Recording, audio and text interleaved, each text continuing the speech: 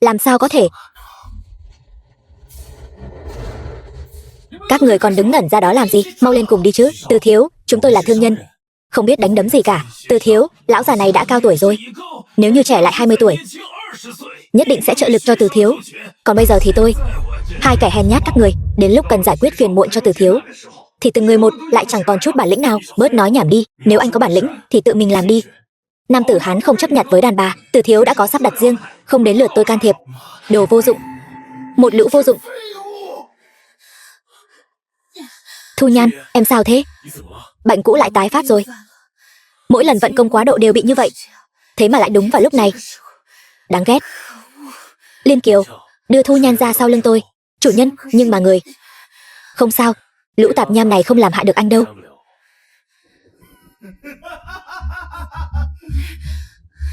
Vương Ba, ngay cả ông trời cũng không muốn giúp anh đâu. Chờ ra đi đi. Lũ vô dụng các người, còn đứng ngẩn ra đó làm gì? Lên đi, lấy mạng Vương Ba cho tôi. Sau đó bắt lấy Lạc Thu Nhan, đợi tôi mang về. Phải tận hưởng cô ta cho thỏa thích, để xem sau này cô ta còn dám tính kế với tôi không. Chán sống rồi sao? Diễn tiếp đi. Lúc nãy tôi còn nể anh vài phần, giờ thì anh lấy gì mà đấu với tôi? Lúc nãy anh đã nói thân phận chúng ta một trời một vực, chẳng có gì là công bằng cả, có phải không? Đúng vậy, nhưng giờ anh hiểu ra đạo lý này, có phải đã quá muộn rồi không? Đáng tiếc, câu nói đó của anh chỉ đúng được một nửa. Tôi chính là cái trời đó, còn anh là kẻ bị tôi dẫm dưới chân. Anh nói cái gì? Mọi người nghe thấy chưa? Hắn điên thật rồi. Hắn bảo địa vị của hắn cao hơn tôi. Từ thiếu, chúng ta đừng nói nhảm với hắn nữa, tôi nghe mà không nổi nữa rồi. Cứ để hắn nói tiếp như vậy, hắn lại sắp tự nhận mình là y thánh rồi đấy. Đúng vậy,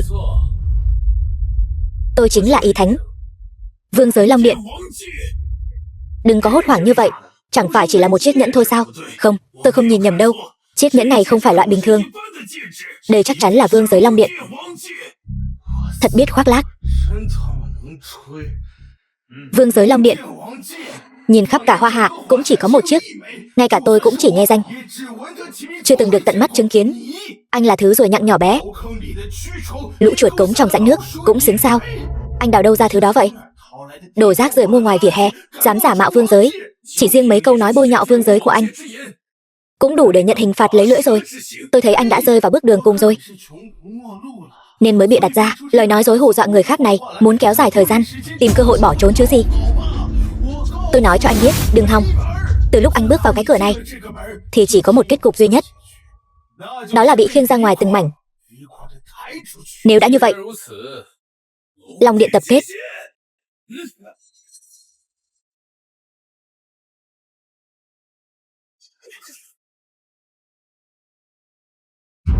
Nguyên soái, vương giới hiển thánh bắt đầu hiện thế. Thiên Su, nguyên soái Bắc Cảnh. Thiên Su lấp lánh, là y thánh đại nhân đang triệu gọi tôi. Đoàn xe của hoàng tử đã đợi sẵn bên ngoài, bữa tiệc sẽ bắt đầu sau nửa tiếng nữa. Ngọc Hành, nữ thủ phú Hoa Hạ, hoàng tử nước Ba Tư cho biết, sau bữa tiệc này, anh ấy muốn giao một nửa ngành năng lượng của nước Ba Tư cho công ty chúng ta quản lý. Bắt đầu thất tinh. Bảo với hoàng tử là bữa tiệc hủy bỏ, nhưng hoàng tử đã đợi suốt nửa năm nay, hủy đột ngột e là. Vậy thì bảo anh ta cứ đợi đấy. Tối nay, tôi có việc quan trọng hơn phải làm.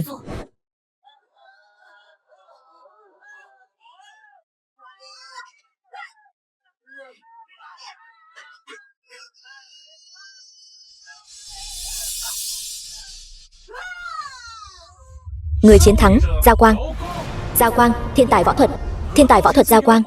Chiến tích 100 trận thắng liên tiếp, phá vỡ kỷ lục thế giới, đứng đầu lịch sử võ thuật thế giới.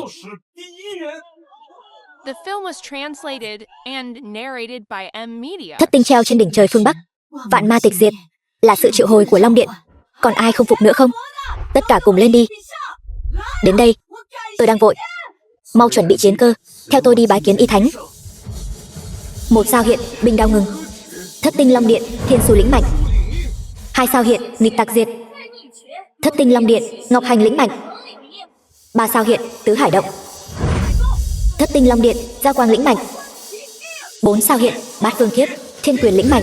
Năm sao hiện, khói lửa nổi, thiên cơ lĩnh mạnh. Sáu sao hiện, trời đất chuyển, thiên toàn lĩnh mạnh. Bảy sao hiện, chư thần sợ, khai dương lĩnh mạnh. Chúng tinh treo trên đỉnh trời phương Bắc, vạn ma diệt sạch. Thằng nhãi này đúng là đang giả vờ giả vịt, bày ra trò ảo thuật rẻ tiền, tưởng chúng tôi là trẻ con 3 tuổi dễ lừa sao? Không đúng, chuyện này không đúng. Lão Trần, làm sao vậy, điên rồi sao? Thất tinh xuất hiện rồi, trời sắp sập rồi. Thất tinh xuất thế rồi, trời sắp sập rồi. Trời sắp sập rồi đó. Lão Trần, anh nhát gan quá đấy. Vậy mà lại bị thằng nhãi này dọa cho ngớ người ra. Thất tinh gì chứ, sao tôi chưa từng nghe qua bao giờ. Vương giới long điện, uy năng thực sự của nó nằm ở chỗ bản chất nó là một thiết bị phát tín hiệu vệ tinh. Một khi kích hoạt, thất tinh long điện thống ngự hoa hạ sẽ lập tức tập hợp. Mỗi lần phát tín hiệu thành công, trên bầu trời phương Bắc sẽ có một ngôi sao tỏa sáng.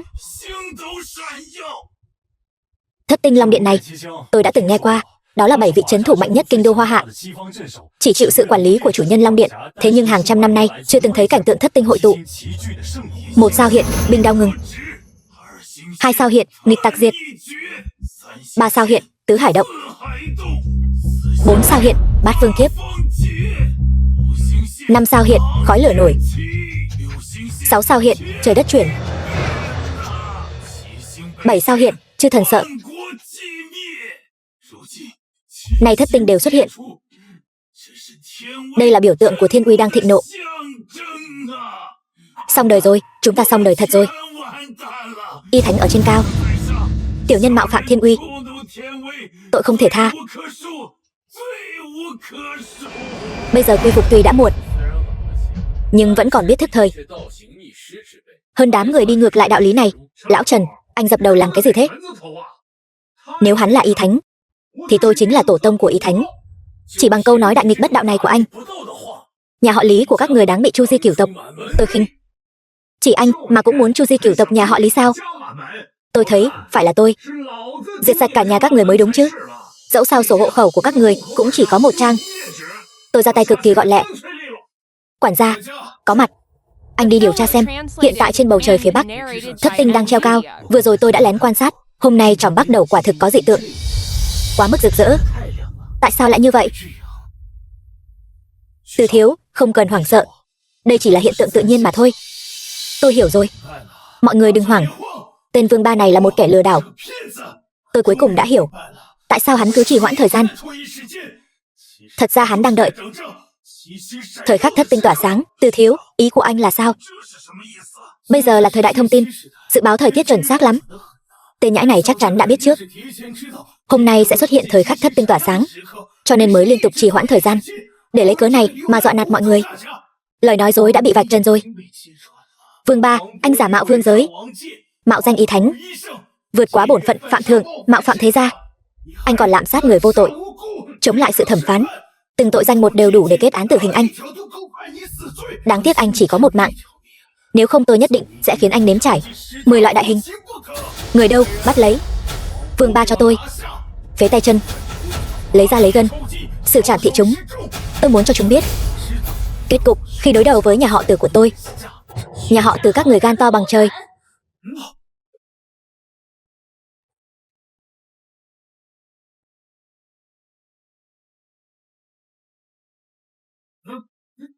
Thất tinh long điện, thiên cơ, tổng đốc Đông Hải. Tổng đốc Đông Hải, thiên cơ. Thất tinh long điện, trấn thủ Nam Cương. Thiên toàn, trấn thủ Nam Cương. Thiên toàn, thất tinh long điện, nguyên soái Bắc cảnh Thiên Su. Thất tinh long điện, thiên tài võ thuật Giao Quang. Thất tinh long điện, thống lĩnh Tây Nhung.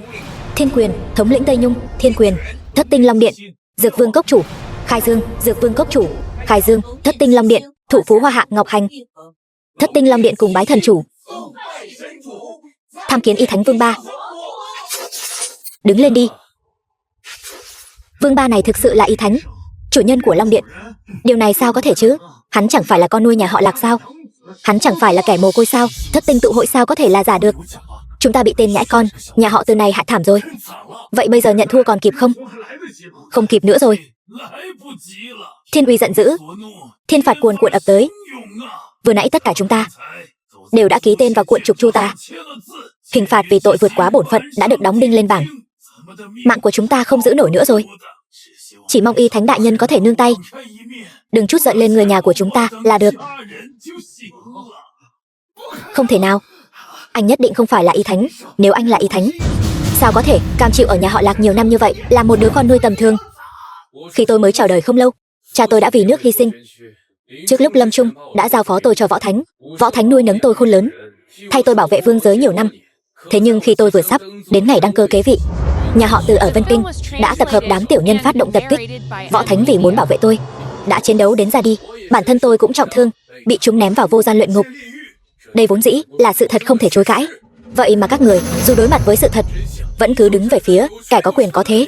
Các người uổng danh thế gia Vân Kinh, đổi trắng thay đen, lộng hành vô pháp, uổng công ở tầng lớp thượng lưu Vân Kinh hưởng lạc bao năm qua. Đây chính là sự bất công lớn nhất. Đã là như vậy, tôi phải thay trời hành đạo, sửa chữa sai lầm này. Thiên Su, nghe lệnh, thuộc hạ có mặt. Tôi với danh nghĩa điện chủ Long Điện, Y Thánh Hoa Hạ, lệnh cho anh dẫn theo Thất Tinh Long Điện thanh trừng tất cả gia tộc tại đây. Chỉ cần một kẻ chạy thoát, tôi sẽ lấy anh hỏi tội. Thuộc hạ tuân lệnh.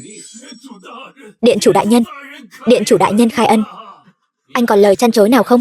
Điện chủ đại nhân, lão nô già cả lú lẫn, không nhận ra tiên nhân, lại làm chuyện ngu xuẩn, tội không thể tha. Nay đã không còn mặt mũi sống trên đời này nữa, chỉ muốn dùng cái mạng già này để đổi lấy sự sống cho cả nhà họ Trần. Xin điện chủ đại nhân khai ân.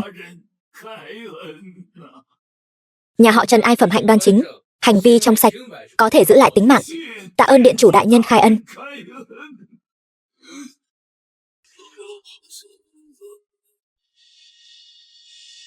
Tôi nghe lời gièm pha, bắt đầu từ 3 năm trước, đã sai lại càng sai. Rõ ràng biết những chuyện xấu đám súc sinh này làm, tôi lại đi dọn dẹp hậu quả cho chúng. Tôi cứ tưởng mình đã bám được vào chỗ dựa vững chắc, dần dần tôi đã đánh mất nhân tính. Hôm nay tôi xin nhận tội chịu phạt, nhưng con cháu trong nhà tôi hoàn toàn không biết gì về những việc tôi đã làm. Mong điện chủ minh xét. Tôi không giống anh, tôi tự khắc sẽ công bằng chấp pháp. Tạ ơn điện chủ. Đồ khốn kiếp, tôi sẽ đợi anh dưới suối vàng. Lý gia chủ, hai nhà Tôn Trần đều đã làm gương cho anh rồi. Anh không biết mình nên làm gì sao? Vừa rồi khi bọn chúng muốn lấy mạng tôi, anh là người gào thét hung hăng nhất. Lúc tôi làm rõ thân phận, anh là người chất vấn dữ dội nhất. Bây giờ thì câm rồi sao?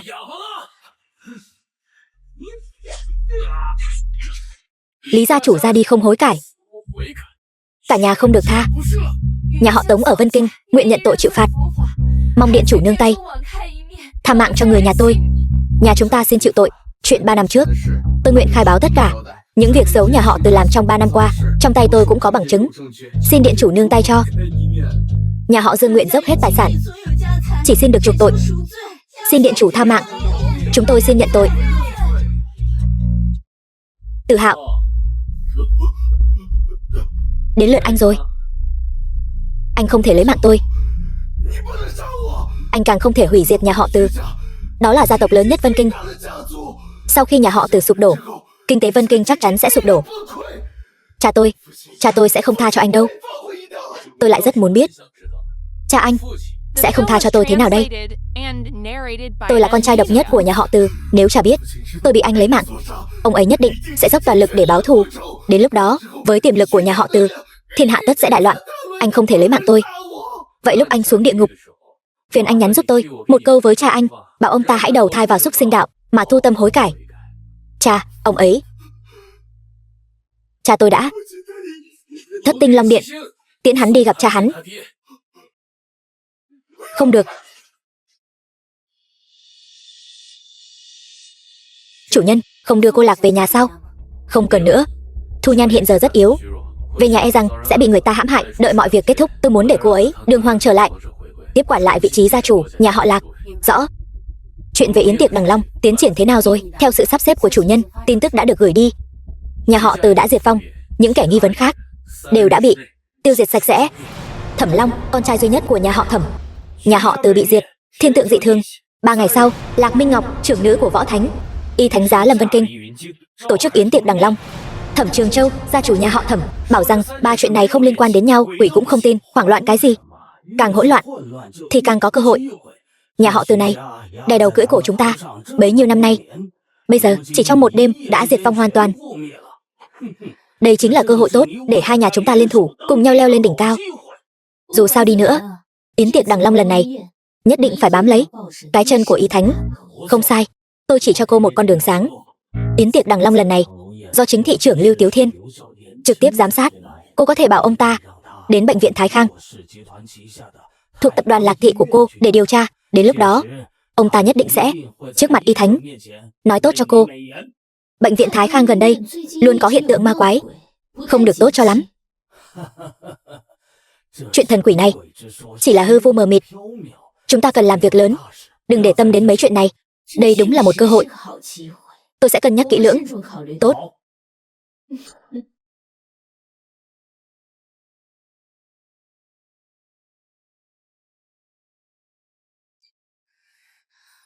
Em đang ở đâu đây? Người của nhà họ Từ có làm gì hại đến anh không? Cứ yên tâm đi, nhà họ Từ đã bị tiêu diệt, mọi chuyện đã kết thúc rồi. Em luôn muốn cứu anh, nên đã cưỡng ép vận công, muốn bản thân nhanh chóng trưởng thành. Nhưng công pháp nhà họ Lạc vốn nổi tiếng là âm hàn, cho nên em bị âm khí không ngừng phản vệ. Xin lỗi em, là anh đã không chăm sóc tốt cho em. Đừng nói những lời này, vì anh, em đều cam tâm. Khu hồn châm của anh, Chí Dương Chí Cương, có thể áp chế âm khí của em. Vừa rồi anh đã giúp em bình ổn nội tức một chút. Tuy nhiên, đây cũng không phải là cách vẹn toàn. Chỉ còn một cách. Cách gì?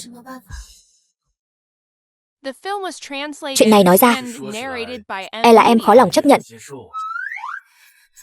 Chỉ cần có thể giúp em nhanh chóng khỏe lại, báo thù giúp anh, dù phải ra đi em cũng cam lòng.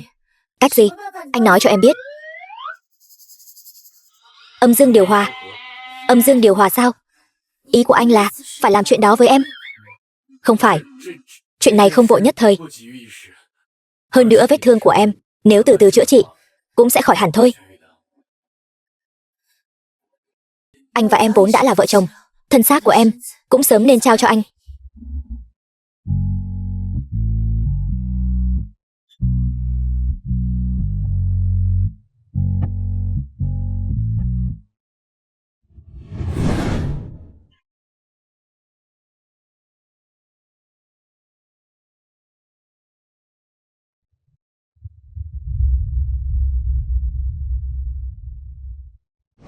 Thành rồi.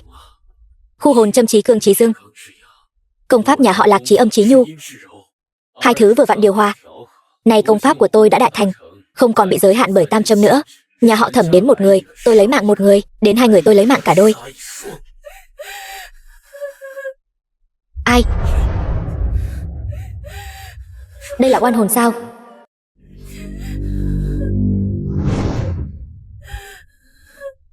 Cô là oan hồn không đi đầu thai, chạy tới chỗ tôi làm gì? Khi còn sống, tôi bị hãm hại đủ đường, mang nỗi oan khuất mà ra đi, bị kẻ khác dùng cấm thuật đóng đinh vào trong tường, vĩnh viễn không được luân hồi. Xin tiên nhân hãy minh oan cho tôi. Tôi không phải tiên nhân gì cả, cô tìm nhầm người rồi. Anh đã có thể nhìn thấy tôi, lại còn có thể trò chuyện cùng tôi. Anh không phải tiên nhân thì là ai?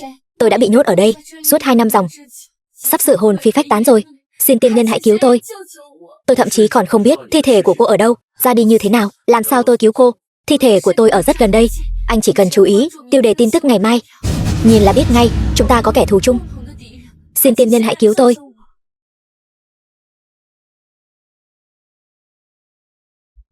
Thần châm đại thành, trên có thể cảm ứng thiên nhân, dưới có thể xua quỷ thông linh. Quả nhiên, thế giới mà tôi nhìn thấy hiện tại đã khác xa với người phàm rồi. Nữ quỷ kêu oan. Chuyện này cũng có chút thú vị. Thị trưởng Lưu Tiếu Thiên trong lúc thị sát bệnh viện Thái Khang bỗng mắc bệnh lạ không rõ nguyên nhân, thì ra là vậy, đang được cấp cứu, xem ra vấn đề nằm ở chỗ này.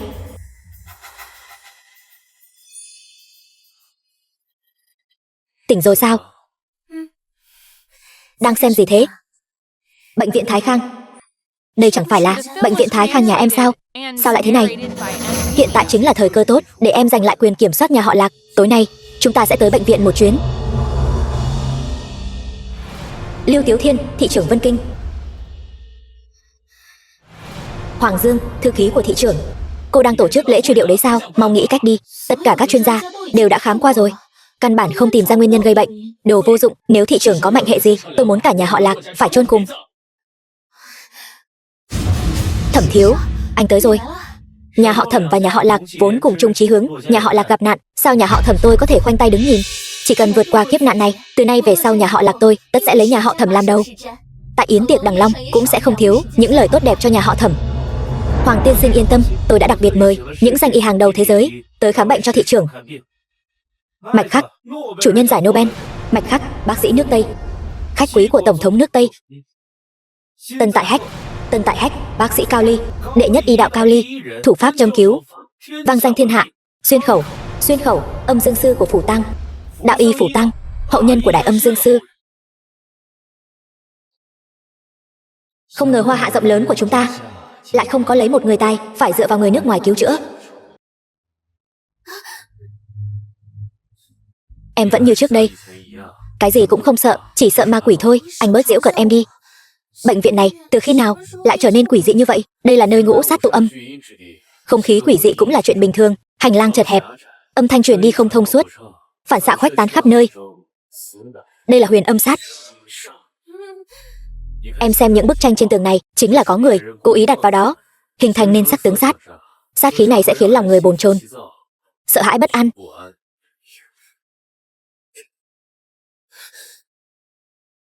Hành lang tối đen, cuối đường le lói một tia sáng, giống như bầu trời đêm bị ai đó dùng đao chém ra một vết thương. Đây là thiên trảm sát, xem ra điểm đến của chúng ta chính là căn phòng phía trước này. Thị trưởng Lưu mắc phải bệnh thần kinh. Tôi có thuốc mới nhất trong tay, dùng là khỏi ngay, không cần dùng thuốc. Cứ xem tôi châm cứu chữa bệnh, châm vào là khỏi bệnh. Nếu cả hai vị đều không chữa được, tôi có thể dùng đạo pháp để trừ tà tẩy uế. Lưu tiên sinh nhất định sẽ chuyển biến tốt. Vậy thì làm phiền ba vị rồi. Nếu không muốn Lưu tiên sinh ra đi thì đừng tin lời của ba tên lang băm này. Lạc Thu Nhan, cô chạy tới đây làm loạn cái gì? Bệnh viện Thái Khang là tài sản trọng điểm của nhà họ Lạc. Bệnh viện có chuyện, tất nhiên tôi phải tới. Vương Ba, sao anh lại ra ngoài được? Vương Ba, anh dám vượt ngục. Người đâu? Bắt tên tội phạm bỏ trốn này cho tôi xem ai dám. Dừng tay. Thị trưởng vẫn còn đang nằm đó, không được phép làm ồn trong phòng bệnh. Cô Lạc, họ không chạy thoát được đâu. Đợi chữa khỏi bệnh cho thị trưởng. Bắt giữ cũng chưa muộn. Ba vị, mời.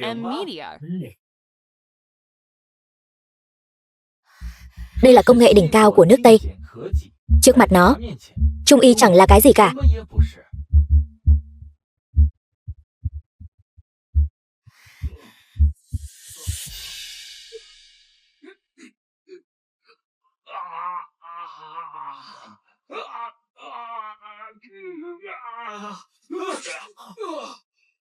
Sao lại như vậy được?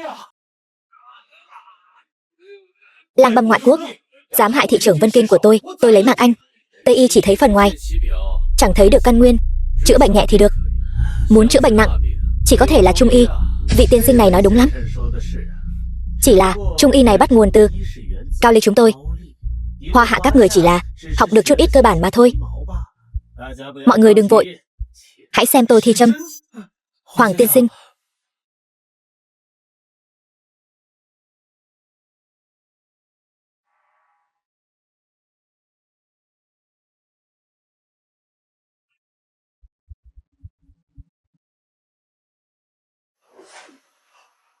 Lưu tiên sinh, ông tỉnh rồi.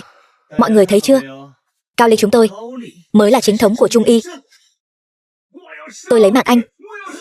Thị trưởng Lưu, tôi lấy mạng anh. Yêu ma làm càn, xem bản lĩnh âm dương thuật của tôi đây.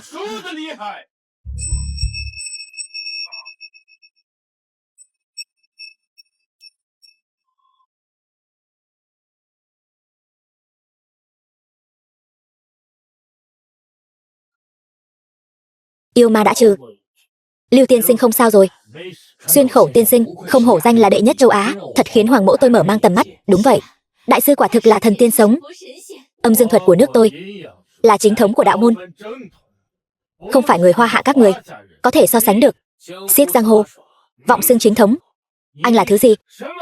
Dám sỉ nhục âm dương thuật của đế quốc tôi. Âm dương thuật của anh căn bản không trấn áp nổi ác quỷ trong cơ thể thị trưởng. Vài phút sau, ông ấy tỉnh lại. Tất cả mọi người ở đây đều phải ra đi. Lưu tiên sinh đã tỉnh rồi. Anh còn ở đây nói tung tin nhảm nhí. Cô Lạc, đừng nói nhảm với họ nữa, lấy mạng họ đi. Hoàng tiên sinh, vì Lưu tiên sinh đã tỉnh lại, vậy tôi xử lý chút việc nhà trước. Cô Lạc cứ tự nhiên, tôi cũng sớm đã ngứa mắt thằng nhãi này, ăn nói hồ đồ ở đây rồi. Người đâu? Vương Ba, nếu tôi nhớ không lầm, anh bị kết án tù trung thân.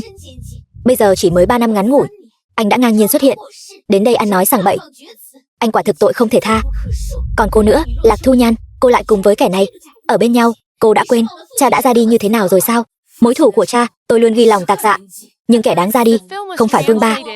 Nực cười, cô ghi lòng tạc dạ mối thù, thôi bỏ đi.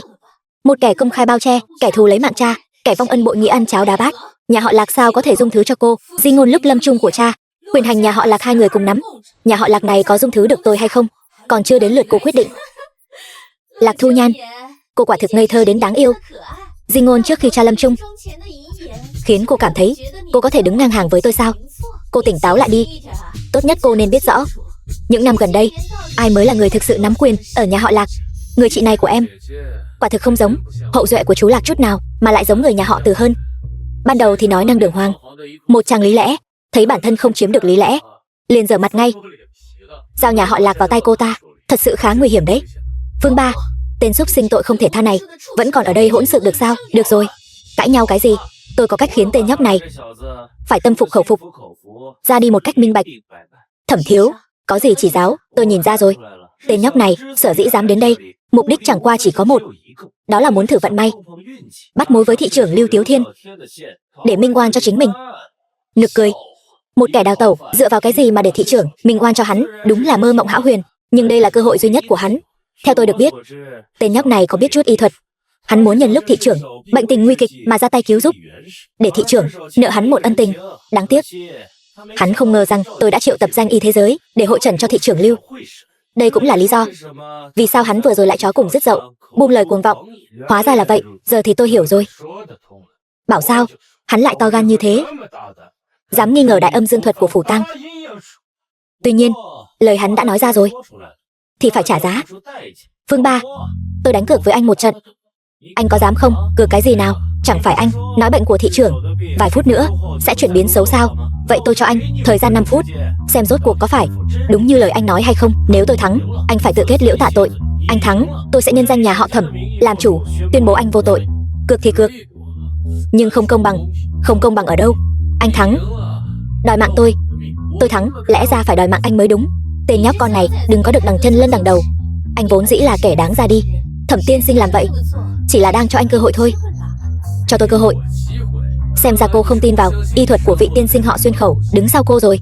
Anh, tôi lời tranh cãi với anh. Cô Lạc không cần tức giận. Y thuật của bác sĩ Xuyên Khẩu nổi tiếng khắp thế giới. Dù cho có đánh cược với thằng nhóc này thì đã sao nào? Dù sao chúng ta cũng không đời nào thua được. Được, đã là đánh cược thì tôi cũng xin thêm chút tiền cược đây. Vương Ba, nếu anh thắng, tôi tự nguyện nhường lại vị trí gia chủ. Còn nếu anh thua, Lạc Thu Nhan, cô phải cùng Vương Ba chịu tội. Cô có dám không? Có gì mà không dám? Lấy sự an nguy của thị trưởng ra để đánh cược, đúng là hành vi lộng hành vô pháp. Tôi thấy không cần đợi nữa đâu. Thằng nhóc này đã là hung thủ sát hại người khác thì nên nhận tội đền tội đi. Ra tay ngay đi. Nói đánh cược là các người, mà bảo không cược cũng là các người. Nói năng chẳng khác nào đánh rắm. Anh to gan.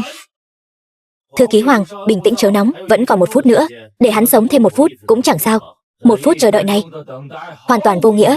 Xuyên Khẩu tôi đã trấn áp biết bao ác quỷ, không nghìn thì cũng vài trăm, chưa bao giờ thất bại. Ngay cả tổ sư gia của Hoa Hạ các người cũng phải tôn tôi một tiếng thượng tiên. Lũ hề nhảy nhót mà dám xưng là thượng tiên. Phủ Tăng các người nhỏ bé như hạt cát, chịu thiệt thòi về mặt này vẫn chưa đủ sao? Anh còn dám sỉ nhục đế quốc tôi. Không cần Thẩm tiên sinh ra tay, tôi cũng có thể phế anh.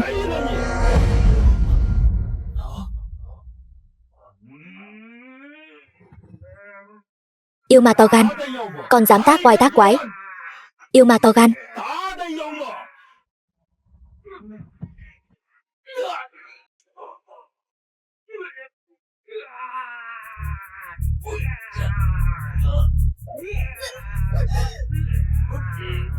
Ván cược này tính là tôi thắng chứ nhỉ? Tiên sinh, cứu tôi với. Vương Ba, cứu tôi. Dù chúng ta có mâu thuẫn, nhưng chúng ta cũng là lớn lên dưới cùng một mái nhà mà. Mau cứu tôi. Vương Ba, chẳng phải vừa rồi cô còn nói tôi là kẻ thù lấy mạng cha của cô, muốn lấy mạng tôi bằng được sao? Sao tôi có thể cứu cô được chứ? Tiên sinh, cứu tôi. Thần y, cứu tôi. Ba người các người là dân ngoại tộc đến hoa hạ của tôi để lừa đảo. Tôi dựa vào đâu mà phải cứu các người? Vương Ba, là tôi có mắt không tròng, không nhận ra thiên nhân. Cầu xin anh cứu tôi sẵn lòng minh oan cho anh. Người không thể cứu nhất chính là anh. Ván cược là do anh đặt ra mà. Đã cược thì phải chịu thua chứ. Vương Ba, tuy em cũng rất muốn lấy mạng bọn họ, nhưng bệnh viện Thái Khang dù sao cũng là sản nghiệp nhà họ Lạc. Nếu đột ngột ra đi nhiều người như vậy, e rằng sẽ dẫn đến nhiều lời đàm tiếu. Hơn nữa, thị trưởng Lưu, ông ấy vô tội. Đúng, em gái nói rất đúng. Vương Ba, mau cứu tôi. Vậy chuyện cô vừa đồng ý, tôi tự nguyện nhường lại vị trí gia chủ cho Thu Nhan. Tuyệt đối không nuốt lời. Mau cứu tôi. Được rồi.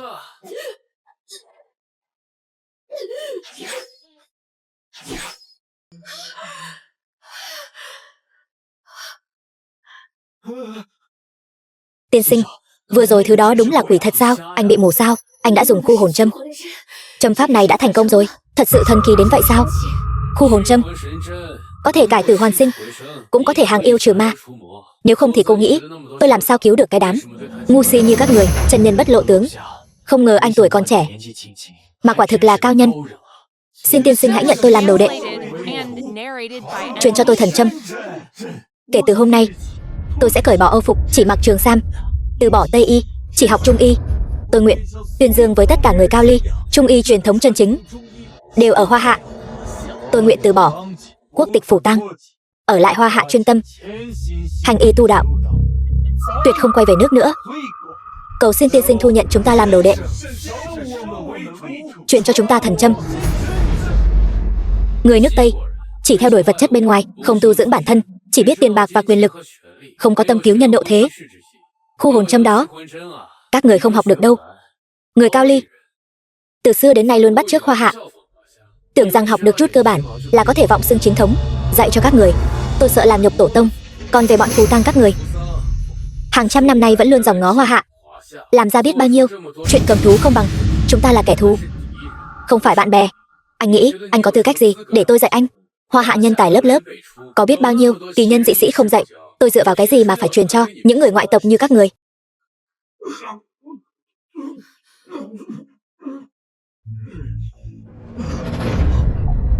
Tiểu Hoàng, tôi đang ở đâu thế này? Thị trưởng Lưu, ông đột ngột đổ bệnh, may nhờ ba vị danh y thế giới cứu chữa mới có thể chuyển biến tốt. Mở miệng nói lời sang bậy, các người có còn liêm sỉ không? Thị trưởng Lưu, vừa rồi đúng là ba người chúng tôi hội trần mới cứu được ông. Tiểu Hoàng, có phải vậy không? Thị trưởng Lưu, ông không cần nghi ngờ, đúng là Thẩm tiên sinh, anh ấy đã cứu ông. Lạc Minh Ngọc, nhà họ Lạc chúng ta đời đời quang minh lỗi lạc, sao lại có loại người vô sỉ như cô? Đúng vậy, tất cả những chuyện này đều là sự sắp đặt của Thẩm tiên sinh. Các người thật sự nghĩ rằng tôi không biết gì sao? Vừa rồi tuy tôi mất ý thức, nhưng cũng không hề mất trí nhớ. Hỏi anh, chẳng qua là đang thử lòng anh. Anh theo tôi hơn 10 năm rồi, hôm nay lại lừa gạt tôi ở đây. Nói đi, là ai sai khiến anh? Không ai sai khiến tôi cả. Vậy tại sao anh lại làm như thế? Tôi nói, kẻ đứng sau giật dây tất cả chuyện này đều là Vương Ba. Thật nực cười. Vương tiên sinh bày mưu tính kế để hãm hại chính mình sao? Hắn điên rồi sao? Hoàng Dương, anh phải nói rõ từng chi tiết, nếu không chẳng ai tin anh đâu. Thị trưởng, ông nghe tôi nói đây. Vương Ba và Lạc Thu Nhan đã thông đồng với nhau hối lộ tôi để dẫn ông đến bệnh viện Thái Khang. Sau đó bọn chúng hạ độc ông. Vương Ba hạ độc thị trưởng Lưu trước, rồi mới đứng ra cứu chữa để ông phải ghi nhớ ơn nghĩa của hắn. Điều này hoàn toàn khớp với những gì tôi đã phân tích từ đầu. Không sai, Lạc Thu Nhan nắm quyền nhà họ Lạc, am hiểu mọi thứ ở bệnh viện Thái Khang. Cô ta chính là đồng phạm. Vương Ba chắc chắn đã dùng loại độc dược đặc chế, nên ba vị danh y thế giới mới không thể cứu chữa. Như vậy mọi chuyện đều thông suốt cả rồi. Đúng vậy, chính vì không muốn âm mưu của bọn chúng được thực hiện nên tôi mới cố tình lừa ông. Tất cả những chuyện này không liên quan gì đến Thẩm tiên sinh, anh ấy thực lòng muốn cứu ông. Vương Ba, nhân chứng ở đây rồi, anh còn gì để biện minh? Thẩm Long, ván cược vừa rồi anh đã thua, anh nợ tôi một mạng, vậy mà giờ vẫn ngoan cố không hối cải. Thị trưởng đang ở đây mà anh còn dám ra tay làm hại người. Cái mạng này của anh tôi không thể giữ được nữa.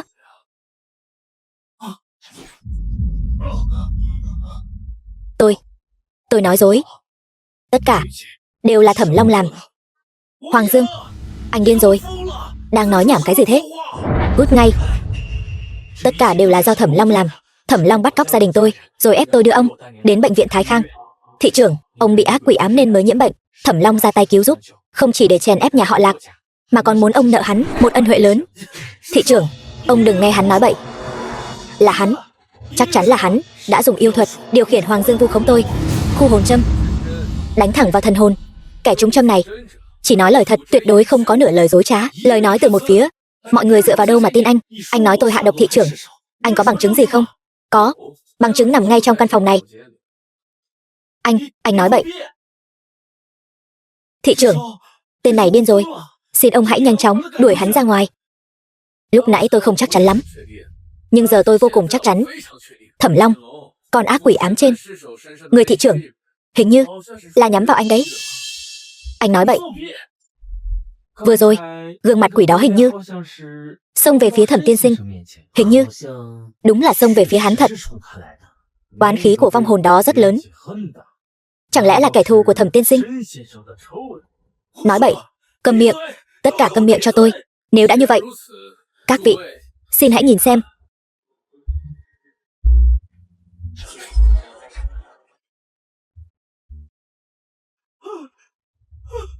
Đây là thứ gì? Trong bệnh viện, sao lại có thứ này?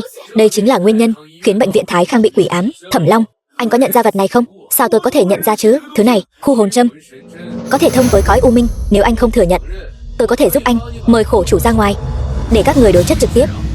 Khổ chủ? Ý của anh là anh muốn mời thứ bên trong này ra ngoài sao? Anh thực sự coi mình là thần tiên sao? Thứ trong quan tài này đã ra đi hẳn rồi, anh còn muốn mời nó ra? Thị trưởng Lưu, những thứ không may mắn này đều là do tên nhãi này và người đàn bà đê tiện Lạc Thu Nhan bày trò để lừa ông đấy. Ông tuyệt đối đừng mắc mưu. Thẩm Long, quan tài còn chưa mở mà anh đã biết bên trong là thứ không may mắn. Chẳng lẽ anh đã sớm biết bên trong chứa thứ gì rồi sao? Tôi không biết. Tôi không biết. Vương tiên sinh không phải người phàm. Anh ấy đã có thể trừ quỷ giúp tôi, chắc chắn có thần thông khác. Tôi tin anh ấy. Thị trưởng, đứng yên hết cho tôi. Đừng qua đây, dám qua đây, tôi lấy mạng hắn. Thẩm Long, anh là con cháu thế gia, đừng vì nhất thời hồ đồ mà hủy hoại tiền đồ của mình. Tiền đồ, đằng nào cũng là ra đi. Hôm nay tôi chạy được thì chạy, không chạy được thì cũng phải lôi lão già ông xuống làm đệm lưng. Nếu đã nói như vậy, vậy là anh nhận tội rồi. Tôi không có tội. Một kẻ sát nhân như anh cũng xứng định tội tôi sao? Vương Ba, tôi biết 3 năm nay anh không hề nhàn rỗi, châm pháp đã đại thành, nhưng kim châm của anh có nhanh hơn đạn của tôi không? Vương Ba, anh bắn trượt rồi. Xem ra công phu của anh cũng chẳng ra sao. Tôi bây giờ sẽ lấy mạng anh. Tiếng gì vậy?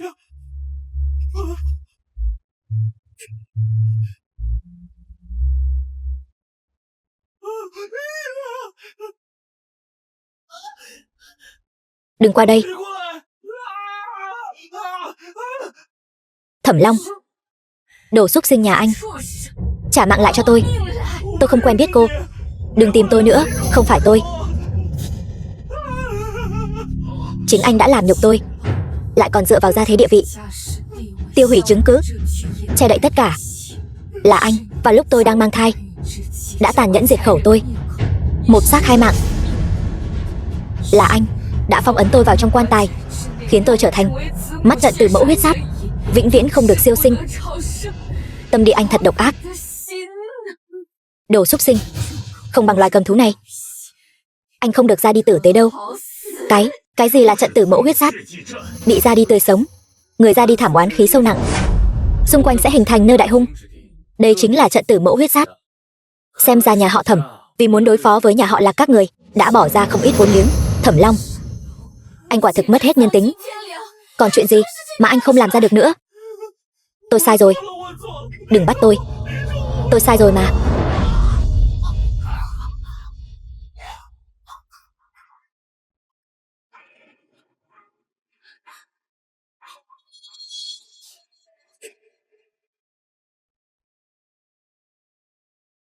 Tự làm tự chịu. Ra đi chưa hết tội.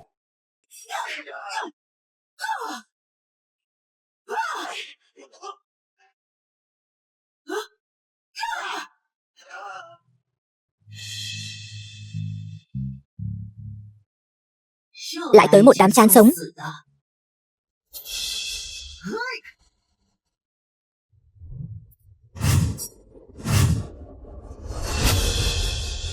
Binh vương đặc chiến. Đáng tạp nham. Không chịu nổi một đòn.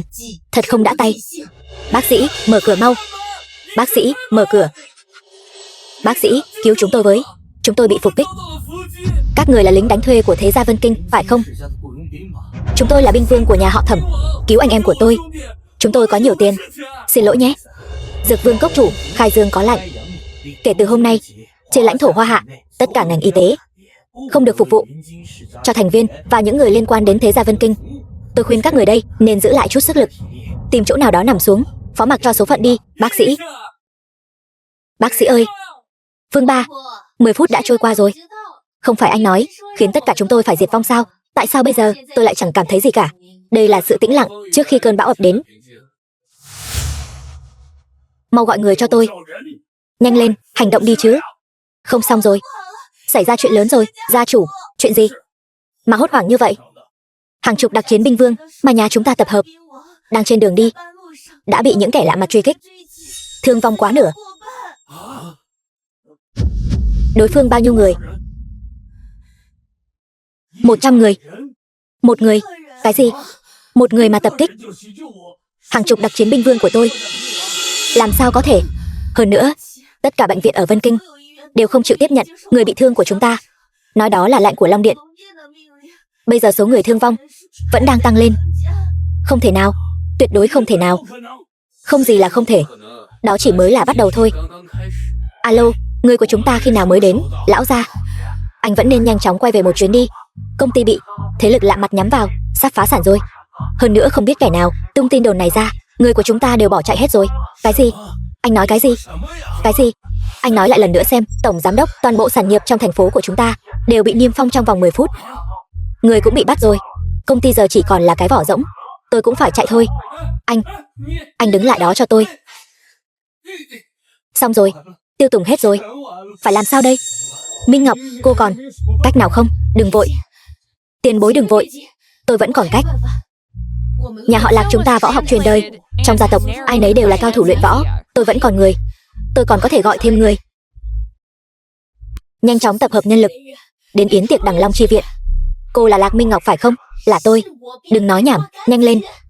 Long Điện có lệnh. Kể từ hôm nay, gia chủ nhà họ Lạc chỉ có một người. Đó chính là Lạc Thu Nhan. Lạc Minh Ngọc và những người nhà họ Lạc tham gia yến tiệc Đằng Long lần này đều bị trục xuất khỏi gia môn, vĩnh viễn không được quay trở về. Đại tiểu thư, xin lỗi. Chỉ có thể trách cô đã đắc tội người không nên đắc tội. Thẩm gia chủ. Gia chủ, chúng ta phải làm sao đây? Anh hãy cho một ý kiến đi. Đừng hoảng loạn, tất cả im lặng cho tôi. Chúng ta bây giờ đã không còn đường lui rồi. Gia tộc diệt vong, người mất tiền tan. Tất cả những điều này đều là vì Vương Ba, vì cái tên xúc sinh này gây ra. Đây chẳng phải là do các người tự chuốc lấy sao? Tôi bây giờ, bất kể hắn có bao nhiêu quyền thế, cũng bất kể hắn có thâm sâu khó lường đến đâu, ngay tại đây, ngay lúc này, hắn chỉ có một mình. Còn chúng ta, hàng chục người, hàng trăm người. Cho dù hắn có biết phi châm thì cũng đâm trúng được mấy người. Chỉ cần chúng ta lấy mạng được hắn thì vẫn còn một tia hy vọng. Nếu cứ chờ đợi viện binh của hắn đến thì chúng ta sẽ mất không có chỗ chôn thân. Còn ngẩn người ra đó làm gì? Làm sao bây giờ? Chẳng lẽ lần này thực sự phải liều mạng sao? Bây giờ chúng ta cái gì cũng không còn nữa. Nếu không liều một phen, sau này cho dù có sống cũng sẽ sống không bằng mất. Đúng, liều thôi. Cho dù ra đi cũng phải kéo tên họ Vương kia đệm lưng. Đúng, lấy mạng hắn. Vương Ba, lần này anh ra đi chắc rồi. Xem anh còn làm được gì. Dừng tay. Kẻ nào dám động đậy, xử bắn tại chỗ.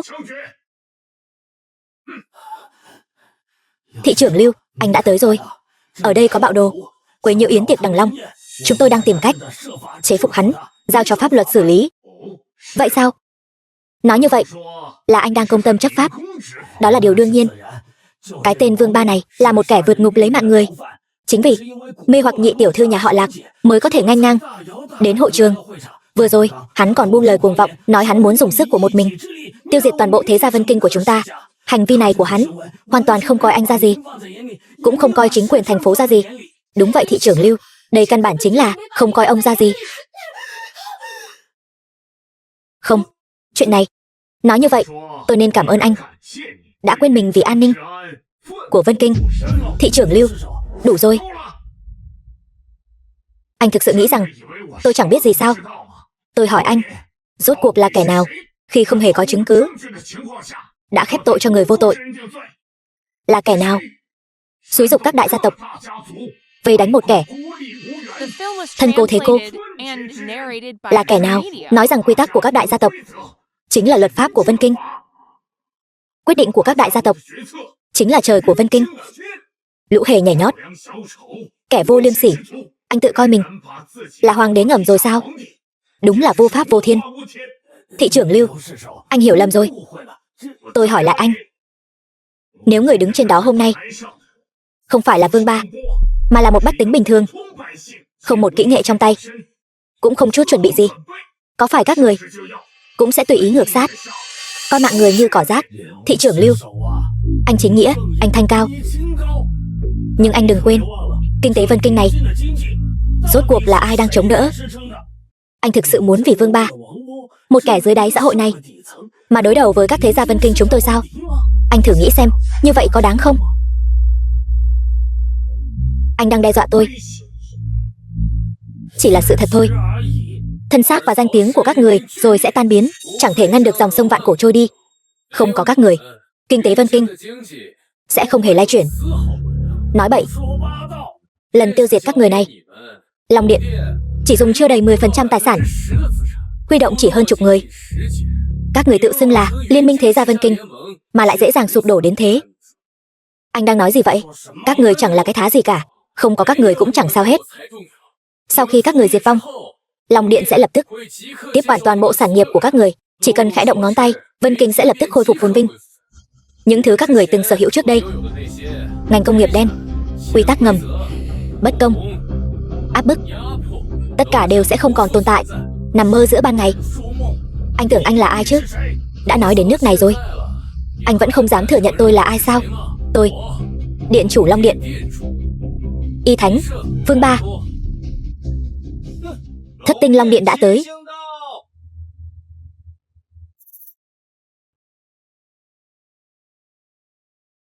Sứ giả Liên Kiều, bái kiến điện chủ. Xin bái kiến điện chủ. Không cần đâu. Đứng lên đi. Xong rồi. Tất cả xong rồi. Tôi cùng dưới một mái nhà với hắn hơn 20 năm. Vậy mà không hề biết hắn chính là điện chủ Long Điện. Tất cả xong rồi. Là các người ép tôi. Là các người ép tôi đó. Toàn tộc nhà họ Thẩm kể từ giây phút này nguyện quy thuận phủ tang, cầu xin Thượng Hoàng đại nhân cứu giúp. Thượng Hoàng.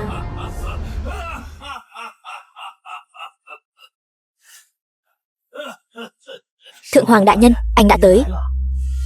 Thẩm Trường Châu nguyện dâng toàn bộ tài sản nhà họ Thẩm. Xin Thượng Hoàng đại nhân cứu tôi một mạng. Tài sản, toàn bộ tài sản nhà họ Thẩm các người đã bị tịch thu xung công, chỉ còn lại cái vỏ rỗng. Đứng dậy đi. Không, thứ tôi muốn không phải là tài sản gì cả. Thứ tôi muốn chỉ là một cái cớ để khai chiến với Hoa Hạ mà thôi. Anh Thẩm, anh làm rất tốt. Anh đã cho tôi cái cớ này. Dẫn sói vào nhà, bán nước cầu vinh. Thẩm Trường Châu, ông rốt cuộc có còn chút liêm sỉ nào không? Anh Thẩm chẳng qua là biết thời thế mà thôi. Tôi khuyên các vị đang ngồi đây cũng nên học tập anh Thẩm, để tránh cho Vân Kinh lầm than. Phủ tang nhỏ bé, hàng trăm năm nay vẫn luôn dòng ngó Hoa Hạ. Người Hoa Hạ không gây chuyện, nhưng cũng không sợ chuyện. Lần này các người dám đến xâm phạm Hoa Hạ, chúng tôi sẽ dốc toàn lực trong một trận chiến, thề khiến các người vĩnh viễn không thể ngóc đầu lên được. Các người thực sự cho rằng phủ tang đối với trận chiến lần này không có chuẩn bị gì sao? Tôi cùng nước Tây đã ký kết liên minh quân sự. Phủ tang gặp chuyện, quân đội nước Tây sẽ lập tức đổ bộ xuống Vân Kinh. Điện chủ, phủ tang không đáng sợ, nhưng nếu đối đầu với liên quân hai nước, Vân Kinh e là sẽ gặp tai ương. Không chỉ vậy, ngay lúc này đây, liên quân nước tôi và nước Tây đang vượt đại dương, tiến thẳng tới vùng duyên hải Hoa Hạ. Thực lực nước Tây đứng đầu toàn cầu. Các người có thể chịu đựng sự giận dữ của họ không? Vương Ba, xem ra người thắng cuộc cuối cùng giữa tôi và anh chắc chắn phải là tôi rồi. Cái gọi là chiến thắng đổi lại bằng việc bán đứng quốc gia và dân tộc, anh cảm thấy rất vinh quang sao? Tôi không quản được nhiều như vậy. Xã hội ngày nay, kẻ thắng làm vua, bỏ bao tâm huyết suốt bao nhiêu năm, chính là đợi giây phút này.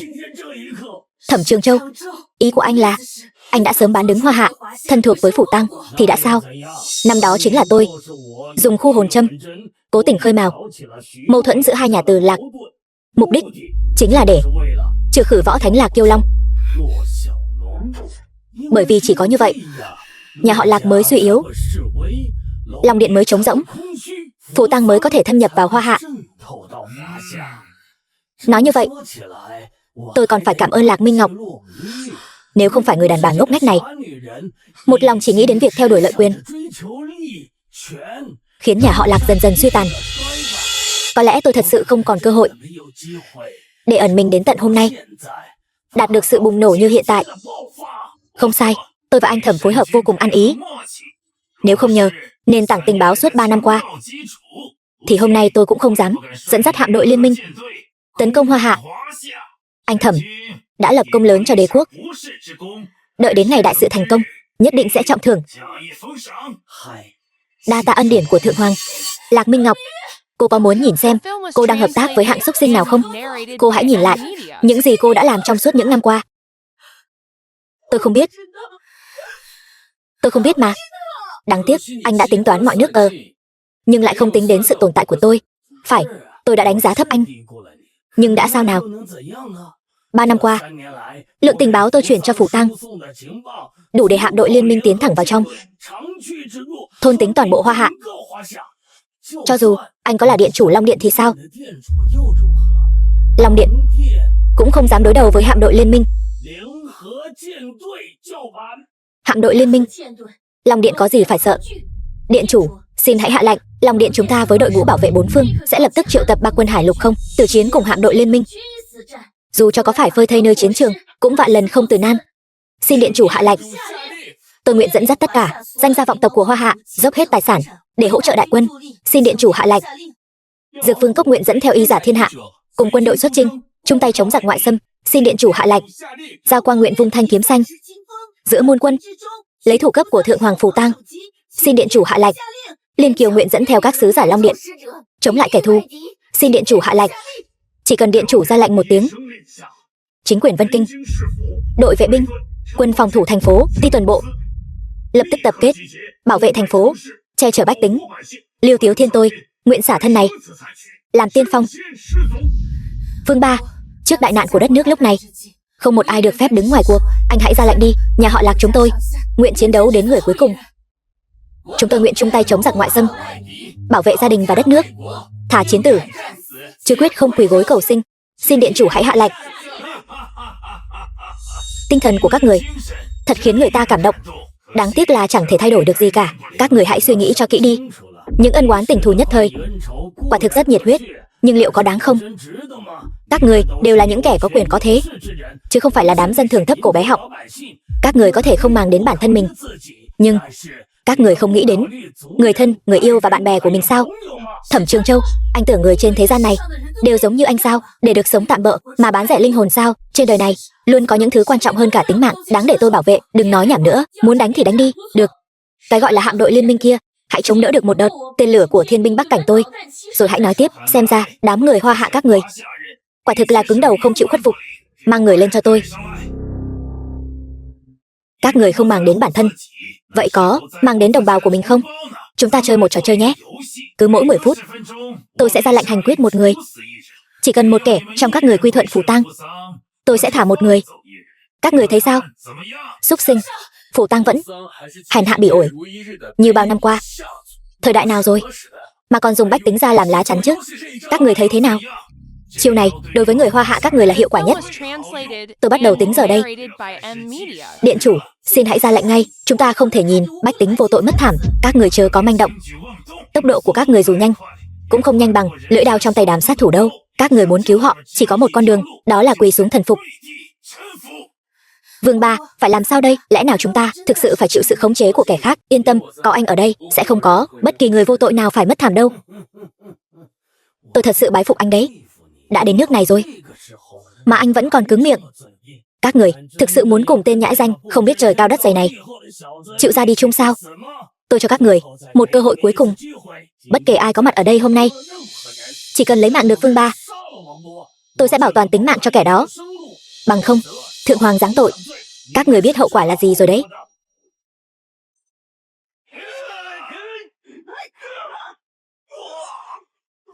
Tiếp tục đi. Tôi rất thích nhìn cảnh người Hoa Hạ các người đấu đá nội bộ.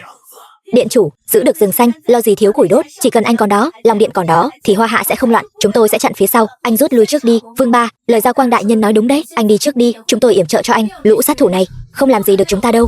Tôi là điện chủ Long Điện, y thánh Hoa Hạ, không có đạo lý nào là hy sinh người khác để bản thân được sống cả. Vả lại, khu vực hạm đội liên minh, lật tay là diệt. Hoa Hạ không cần tốn một binh một tốt. Vương giới Long Điện, anh muốn dựa vào thứ này để lật ngược tình thế sao? Những người mà vương giới của Long Điện có thể triệu hồi bây giờ đều đã ở đây cả rồi. Để xem anh còn lá bài tẩy nào nữa. Thông tin về vương giới của Long Điện, Phù Tang cũng đã nắm rõ như lòng bàn tay. Anh không cần phải giở trò hư trương thanh thế ở đây. Câu giờ vô ích thôi. Còn 5 phút nữa thôi, tôi sẽ bắt đầu lấy mạng người. Mức độ thiển cận của anh quả thực rất đúng với ấn tượng dập khuôn của tôi về quốc gia của anh. Ý anh là sao? Ai nói cho anh biết vương giới chỉ có thể triệu hồi người của Long Điện? Anh còn muốn gọi thêm người sao? Cho dù anh có gọi bao nhiêu người đi nữa, nhìn khắp toàn bộ Hoa Hạ, có ai dám đối đầu với hạm đội liên minh? Vương giới của Long Điện là chí tôn của thiên hạ. Đã là chí tôn thì chính là chủ nhân chung của thiên hạ. Xem ra điều anh nói không chỉ là Hoa Hạ. Anh muốn điều động cả thế giới sao? Vương Ba, anh bắt đầu có giấc mộng hão huyền này từ bao giờ thế? Tôi chưa từng nghe nói Hoa Hạ từng xuất hiện chủ nhân chung của thiên hạ nào cả. Nếu anh thực sự có thể xoay chuyển cục diện thế giới, sao nước Tây có thể liên kết với nước tôi tấn công Hoa Hạ? Thượng Hoàng, đừng nghe hắn nói nhảm nữa. Hắn đã rơi vào bước đường cùng rồi.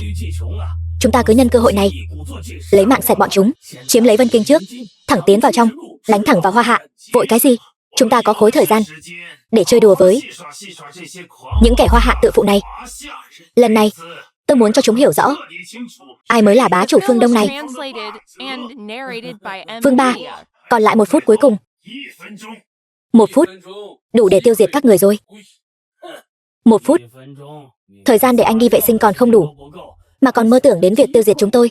Anh cứ ở đó mà khoác lác đi, làm chúng tôi buồn cười quá đi mất. Thú vị. Tôi càng lúc càng thấy vị điện chủ Long Điện như anh rất thú vị. Ít nhất thì khi đối mặt với sự ra đi, anh vẫn không đổi sắc mặt. Cái thái độ cố tỏ ra bình tĩnh này vẫn rất đáng khâm phục.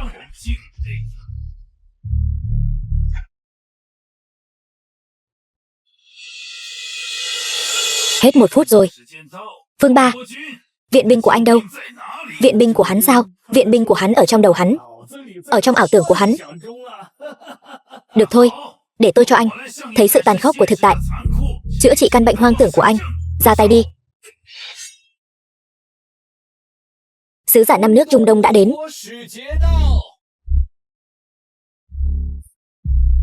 Vương tiên sinh, chúng tôi nhận lệnh triệu hồi của vương giới để thực hiện lời hứa gửi quốc thư đến Long Điện Hoa Hạ. Hoa Hạ gặp nạn, 5 nước Trung Đông nguyện cùng quý quốc đồng tâm hiệp lực vượt qua gian khó. Bất kỳ quốc gia nào đối đầu với Hoa Hạ đều là đối đầu với 5 nước Trung Đông chúng tôi. Bọn chúng từ đâu chui ra vậy? Đây là nghe tin nước Tây và Phù Tang dùng hạm đội liên minh xâm phạm Hoa Hạ. 5 nước Trung Đông chúng tôi đặc biệt đến giúp. Thượng Hoàng Phù Tang, tôi khuyên anh hãy lập tức rút quân đình chiến. Bằng không, 5 nước Trung Đông sẽ đồng loạt tuyên chiến với Phù Tang. Vương Ba, không ngờ rằng anh cũng có chút danh tiếng trên trường quốc tế, nhưng tôi nghĩ những gì anh làm được cũng chỉ đến mức này mà thôi. Quốc lực của 5 nước Trung Đông vốn yếu kém, hơn nữa phần lớn đều là quốc gia nội lục. Cho dù 5 nước có liên hợp xuất binh thì sao có thể là đối thủ của hạm đội liên minh? Thượng Hoàng dường như hiểu lầm rồi. 5 nước Trung Đông đánh trận không dùng đến binh lính và tên lửa, không dùng binh lính, không dùng vũ khí. Vậy các người đánh trận kiểu gì? Chúng tôi có tiền, chúng tôi có thực lực kinh tế hùng mạnh. Nếu hợp sức tấn công Phù Tang, tiến hành đánh úp kinh tế trong vòng 24 giờ, Kinh tế Phủ Tăng chắc chắn sẽ sụp đổ. Đánh úp kinh tế không thể làm tổn thương đến gốc rễ của đế quốc. Người Phủ Tăng bản tính kiên cường bất khuất, vì đạt được mục đích mà không từ thủ đoạn. Cho dù là bụng đói thì trận chiến cần đánh vẫn phải đánh. Người có thể không ăn cơm, nhưng máy bay của các người, hạm đội, đại bác, chẳng lẽ không cần tài nguyên sao? Anh nói cái gì? Đừng quên, đúng như lời Vương tiên sinh nói, 5 nước Trung Đông còn nắm giữ phần lớn tài nguyên trên trái đất.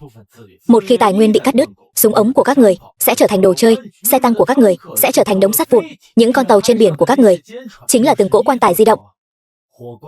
Các người có trụ nổi không? Cái này, vậy cuối cùng các người có rút hay không? Thượng Hoàng, không cần lo lắng, hắn không đe dọa được chúng ta đâu. Khoan hãy nói đến chuyện đó, việc cắt đứt tài nguyên, quá trình rất lâu dài. Chỉ nói riêng việc đánh úp kinh tế này thôi, nó cần có thời gian chuẩn bị. Với tốc độ của hạm đội liên minh chúng ta, chỉ cần ra tay trước, tiêu diệt 5 nước Trung Đông đó. Tôi muốn xem họ làm sao cắt đứt tài nguyên, làm sao đánh úp kinh tế. Ý kiến của anh Thẩm rất có tầm nhìn. Không tệ, bây giờ tôi cũng là một trong những thống lĩnh hạm đội liên minh, có quyền chỉ huy hạm đội liên minh. Thông báo cho tư lệnh hạm đội liên minh lập tức điều động một hạm đội tuần dương, lập tức xuất phát tới gần khu vực các nước Trung Đông, dùng tên lửa hành trình tầm xa san bằng 5 nước này. Các người sẽ phải trả giá cho hành động của mình. Đồng lõa với kẻ thù của đế quốc chính là lựa chọn sai lầm nhất của các người. Vương Ba, anh đừng vùng vẫy nữa, anh đã đến giới hạn rồi. Những nước nhỏ mà anh triệu tập đến đều là bia đỡ đạn cho anh mà thôi. Cho dù anh có triệu hồi thêm bao nhiêu đi nữa, trước mặt hạm đội liên minh với thực lực tuyệt đối cũng đều phải bị nghiền nát thành tro bụi. Vậy sao? Các người rất tự tin rằng hạm đội của các người có thể tới được Trung Đông. Hạm đội liên minh không ai địch nổi. Lúc này, hạm đội liên minh đang vượt đại dương. Tôi tin chẳng bao lâu nữa tôi sẽ nhận được tin thắng trận. Thượng Hoàng đã cố chấp muốn khai chiến, vậy chúng tôi cũng chỉ còn cách tuân theo. Tôi nhắc nhở anh một câu, có lẽ hạm đội của anh có thể vượt đại dương, tấn công lãnh thổ chúng tôi, nhưng một khi chiến tranh kinh tế nổ ra, sẽ mang lại thảm họa nặng nề cho người dân bình thường của Phủ Tăng. Điều này các người cũng không quan tâm sao? Dân thường sao? Anh tưởng tôi giống như đám người Hoa Hạ kia, nhân từ yếu đuối sao? Đối với tôi, dân thường chính là súc vật do hoàng thất nuôi dưỡng, là tài nguyên có thể sử dụng, là con bài có thể đổi trác, là thứ có thể hy sinh bất cứ lúc nào. Sinh ra ở Phủ Tăng, đáng lẽ phải tận trung với Phủ Tăng, đáng lẽ phải vì đại kế của Phủ Tăng mà hiến dâng. Tôi thật sự cảm thấy bi ai thay cho người dân nước các người. Mọi người ra tay đi. Tùy các người, vật tư hoàng thất Phủ Tăng tích trữ đủ cho tầng lớp thượng lưu hoang phí cả trăm năm. Chỉ cần những kẻ thống trị chúng tôi còn tồn tại, Phủ Tăng ra đi bao nhiêu dân thường căn bản không quan trọng. Nhưng hạm đội liên minh nếu như đến Trung Đông, cơn giận dữ mà nó giáng xuống sẽ thiêu rụi toàn bộ Trung Đông.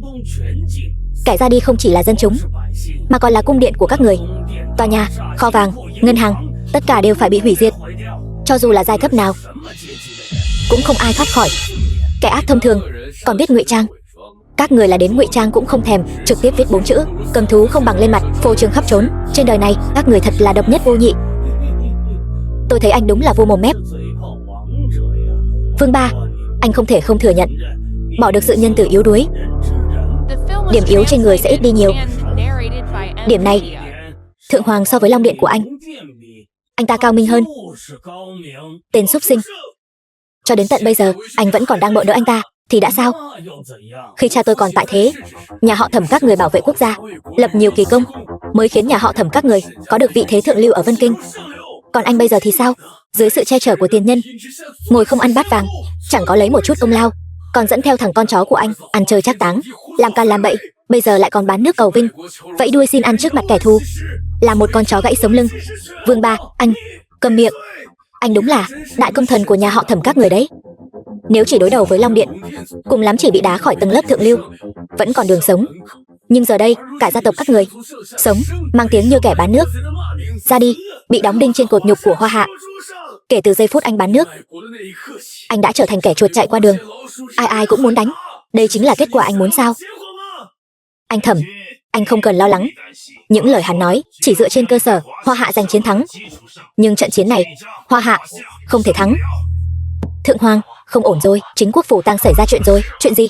Kinh tế Phủ Tăng chịu tổn thất nặng nề, dân sinh sụp đổ, nhà máy đình công công nhân bãi công, học sinh nghỉ học, dân thường bạo loạn, tại sao lại nhanh như vậy? Tất cả loạn cả rồi. Thượng Hoàng, phải làm sao đây? Bây giờ ngay cả những lao công vận chuyển vật tư ra tiền tuyến cũng không chịu bỏ sức, các tập đoàn lớn còn thi nhau tháo chạy. Cứ tiếp tục thế này, ngay cả quân đội cũng có thể làm phản bất cứ lúc nào. Trụ vững, các người phải trụ vững cho tôi, đợi tôi tiêu diệt xong 5 nước Trung Đông, mọi chuyện sẽ tự nhiên kết thúc. Vương Ba, thủ đoạn của anh thật cao tay, người Phù Tăng các người luôn thích dẫn lời cổ ngữ Hoa Hạ. Chẳng lẽ không biết câu nước có thể chở thuyền, cũng có thể lật thuyền sao? Anh coi dân chúng như nô lệ, dân chúng phạt anh là điều đương nhiên. Anh tưởng rằng như vậy là tôi hết cách rồi sao? Các người quá ngây thơ rồi. Phù Tăng gặp nạn, nước Tây tuyệt đối sẽ không ngồi yên mặc kệ. Các người có thể tập kích Phù Tăng, nhưng các người có thể đánh thắng các tài phiệt nước Tây sao? Nói đi nói lại, vẫn chỉ là cáo mượn oai hùng, chó cậy thế người mà thôi. Thẩm Trường Châu, anh không phải làm chó cho người ta, anh là đang làm chó cho chó đấy. Đúng là hèn hạ. Tư bản nước Tây liên tục viện trợ cho Phù Tăng, kinh tế Phù Tăng hồi phục trong thời gian ngắn e là rất khó để đánh tan. Thấy chưa? Các người rốt cuộc vẫn không phải đối thủ của tôi. Đối kháng với Phù Tăng, chúng ta có nắm chắc tuyệt đối. Cho dù hắn có thêm bao nhiêu trợ thủ, hợp lực của 5 nước Trung Đông cũng có thể toàn lực tiêu diệt. Chỉ là tài phiệt phố quê của nước Tây thế lực quá lớn, e là không dễ đối phó. Mặc cho các người gào thét thế nào, trước thực lực tuyệt đối, tất cả đều trở nên nhợt nhạt. Vương Ba, cứ việc mắng tôi đi thì đã sao? Tôi vẫn mãi là công thần của nhà họ Thẩm. Chỉ cần trận này thắng lợi, thay triều đổi đại, nhà họ Thẩm tôi vẫn đứng trên đỉnh cao. Cứ yên tâm, anh Thẩm, có nước Tây tiếp máu, Phù Tăng không sụp được đâu. Chỉ 10 phút nữa thôi, hạm đội tuần dương sẽ tiến vào Trung Đông, san phẳng 5 nước thành bình địa. 10 phút sao? Thời gian dài quá. Vương Ba, xem ra anh cũng chẳng ngốc nghếch gì. 10 phút đúng là quá dài. Nếu hạm đội vạn pháo cùng khai hỏa, hủy diệt một đại lục, cũng chỉ trong chớp mắt. Ý tôi là 10 phút để đánh bại các người, quá dài rồi. Vương Ba, anh đúng là bậc thầy võ mồm. Đến nước này rồi mà vẫn còn mơ tưởng tiêu diệt chúng tôi sao? Từ lúc nãy đến giờ, có câu nào tôi nói mà không ứng nghiệm không? Ngược lại là các người lặn lội đường xa, chạy đến yến tiệc Đằng Long, nhảy nhót tưng bừng, mua vui cho mọi người. Có lẽ là đóng góp tích cực duy nhất trước khi các người ra đi đi. Được rồi, đấu khẩu chẳng có ý nghĩa gì, dùng thực lực mà nói chuyện. Xem ra tin thắng trận đã đến, nhanh hơn nhiều so với dự tính của tôi. Thượng Hoàng, không xong rồi. Hạm đội tuần dương bị hạm đội cực địa của nước Lẫm Đông tập kích, toàn quân bị tiêu diệt. Cái gì? Sứ giả nước Lẫm Đông đến? Cuộc chiến này hoàn toàn không liên quan đến nước Lẫm Đông các người. Tại sao các người lại nhúng tay vào vũng nước đục này? Các người không cân nhắc hậu quả của việc đối đầu với hạm đội liên minh sao? Phụng lệnh tổng thống, nước Lẫm Đông gửi quốc thư, từ nay thực hiện cam kết liên minh công thủ với Hoa Hạ, cùng tiến cùng lùi. Hạm đội tuần dương mà Phù Tăng phái đến Trung Đông đã hoàn toàn bị tiêu diệt. Hạm đội cực địa nước Lẫm Đông đang tiến về vùng biển Hoa Hạ để bảo vệ an ninh bờ biển. Vương tiên sinh, hải quân Hoa Hạ không cần ra tay, một mình nước Lẫm Đông cũng đủ dọn sạch kẻ địch xâm phạm. Nước Lẫm Đông các người chẳng phải quá tự tin rồi sao? Dù các người là cường quốc quân sự, cũng tuyệt đối không phải đối thủ của hạm đội liên minh. Bại tướng dưới tay Phù Tăng các người trước mặt nước Lẫm Đông đã từng thắng trận nào chưa? Tôi, có phải anh lại muốn lấy nước Tây của anh ra để dọa tôi không? Đáng tiếc, tác chiến ngoài khơi xa, nước Lẫm Đông chúng tôi không dám chắc thắng. Nhưng ở vùng biển gần, nguồn cung ứng và viện trợ của chúng tôi không bao giờ cạn kiệt. Tiêu diệt các người dễ như trở bàn tay. Đây chính là cái giá của sự xâm lược, không chịu yên ổn ở trong nhà mình, an phận phát triển, lại cứ thích xâm lược đất đai nước khác. Xem ra các người ở Phù Tăng về chuyện này vẫn chưa nếm đủ đắng cay. Thượng Hoàng, vùng biển gần Hoa Hạ, hạm đội liên minh căn bản không thể đột phá vào được. Hỏa lực thực sự quá mãnh liệt, hơn nữa bọn chúng dường như muốn bắt đầu phản công rồi. Giữ vững, các người phải giữ vững cho tôi. Thất tinh Long Điện nghe lạnh, mà tướng có mặt. Tuy quốc gia Lẫm Đông có thành ý nói Hoa Hạ chúng ta không xuất binh cũng được, nhưng trong việc đánh lũ giặc Phù Tăng này, Long Điện cũng nên góp sức một phen, bảo vệ đất nước. Tập hợp quân đội hải lục không, tấn công chính diện. Tuân lệnh Ngọc Hành tập trung tài chính Long Điện, hỗ trợ 5 nước Trung Đông, đả kích kinh tế Phù Tăng, tiện thể thu dọn luôn đám tài phiệt ở phố quơ. Một thể luôn, đám sói mắt trắng đó không đánh cho đau thì không yên phận được. Thuộc hạ tuân lệnh. Khai Dương lấy danh nghĩa Dược Vương Cốc ban lệnh động viên tới y giả thiên hạ, yêu cầu họ hỗ trợ tiền tuyến, đồng thời cắt đứt nguồn tài nguyên y tế của Phù Tăng và nước Tây, khiến chúng bệnh không thể chữa, thương không thể cứu, tàn không thể chữa, xem chúng cầm cự được bao lâu. Dược Vương Cốc tuân lệnh. Giao Quang, làm việc của cô đi. Tuân lệnh.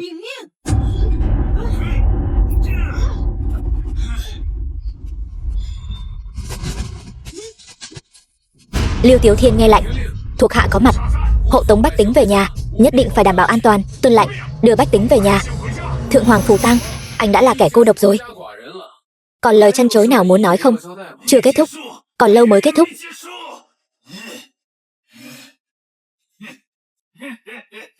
Anh vẫn muốn dãy dụa sao? Nếu đã không thể chiến thắng, vậy thì tôi sẽ hủy diệt thế giới này. Không hay rồi, là bộ điều khiển hạt nhân. Thượng Hoàng, không được nhấn, chúng ta hãy bàn bạc lại từ đầu. Buông ra cho tôi, không được hủy diệt thế giới. Không được. Đồ vô dụng này, anh dám dạy tôi làm việc sao? Thế giới không có nước tôi thì không cần phải tồn tại nữa. Xem ra tổng thống nước Tây thực sự đã lầm cầm rồi. Vậy mà lại giao bộ điều khiển vào tay kẻ điên như anh. Không ngờ tới phải không? Anh không thắng được đâu. Tôi tới đây lần này đã không định quay về rồi. Hoặc là thành công, hoặc là chúng ta cùng nhau tan thành mây khói. Các người ở Phù Tăng vẫn cứ như mọi khi, hèn hạ bỉ ổi, vô sỉ hạ lưu. Bớt nói nhảm đi. Tôi cho anh một lựa chọn cuối cùng: khuất phục, hoặc là tan xương nát thịt. Hoa Hạ chúng ta từ xưa đến nay chưa bao giờ chịu khuất phục. Trước đây chưa từng, hiện tại không, tương lai lại càng không. Hoa Hạ quả thực không cần phải khuất phục. Sức mạnh diệt thế, Hoa Hạ có, Lẫm Đông có, nhiều quốc gia đều có. Thực sự đánh nhau, ai thắng ai thua còn chưa biết được. E rằng anh đã lầm rồi. Thực sự đánh nhau, không có thắng thua, chỉ có hủy diệt. Nhân loại từ đây chấm dứt. Vương Ba, anh có gánh vác nổi hậu quả này không? Vương tiên sinh, sau khi suy nghĩ thấu đáo, tôi thấy lời hắn nói cũng không phải không có lý. Chúng ta có nên cân nhắc lại chuyện này không? Không sao, để hắn ấn đi. Vương tiên sinh, chiến tranh hạt nhân không phải chuyện đùa, có thể thực sự sẽ hủy diệt nhân loại. Nếu thực sự đi đến bước đó thì sẽ không thể cứu vãn được nữa. Chúng ta hiện đã nắm chắc phần thắng. Dù là hòa đàm cũng có thể giành được đủ lợi ích, chi bằng thấy tốt thì thu. Vương tiên sinh, nước Lẫm Đông không sợ chiến đấu, nhưng cũng không muốn diệt quốc tuyệt chủng. Hòa đàm lúc này quả thực là thời cơ tốt nhất. Vậy còn các người thì sao? Long Điện và Lũ Phủ Tăng không đội trời chung. Chúng tôi không sợ chiến tranh hạt nhân, nguyện chiến đấu đến người cuối cùng. Vương Ba, em tin anh. Cho dù phải tan thành cho bụi, ít nhất vào giây phút cuối cùng chúng ta vẫn ở bên nhau. Có thể thấy được, chúng tôi không muốn hòa đàm. Hoa Hạ từ cổ chí kim có một câu nói cũ, gọi là người không phạm ta, ta không phạm người. Nếu người phạm ta thì nhổ cỏ tận gốc. Tặng anh 4 chữ: trừ ác phải tận. Vương Ba, đồ điên này, cho dù anh là điện chủ Long Điện, anh cũng không thể kéo toàn bộ Hoa Hạ chôn cùng anh được. Vương Ba, anh và tôi vốn là cùng một loại người.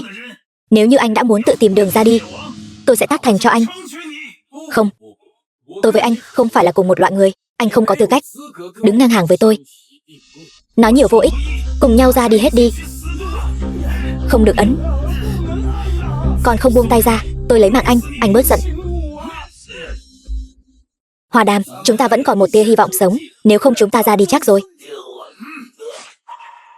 Tôi không muốn ra đi. Đồ vô dụng. Trước lợi ích của đế quốc, tất cả hãy ra đi đi.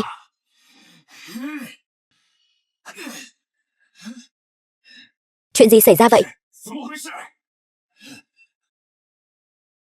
Trung tâm điều khiển hạm đội liên minh, bộ điều khiển hạt nhân của tôi. Tại sao? Tôi là đặc sứ nước Tây tại trung tâm chỉ huy hạm đội liên minh. Bây giờ thông báo cho anh, nước Tây đã thu hồi quyền kiểm soát vũ khí hạt nhân của anh. Tập đoàn Phố Quơ và phủ tổng thống. Sao có thể như vậy? Làm sao có thể? Tuyên bố chung, rút quân khỏi Hoa Hạ, đồng thời gửi quốc thư, nguyện cáo tri với cộng đồng quốc tế, gửi lời xin lỗi đến Long Điện và nhân dân Hoa Hạ, cùng Hoa Hạ nối lại hòa hảo.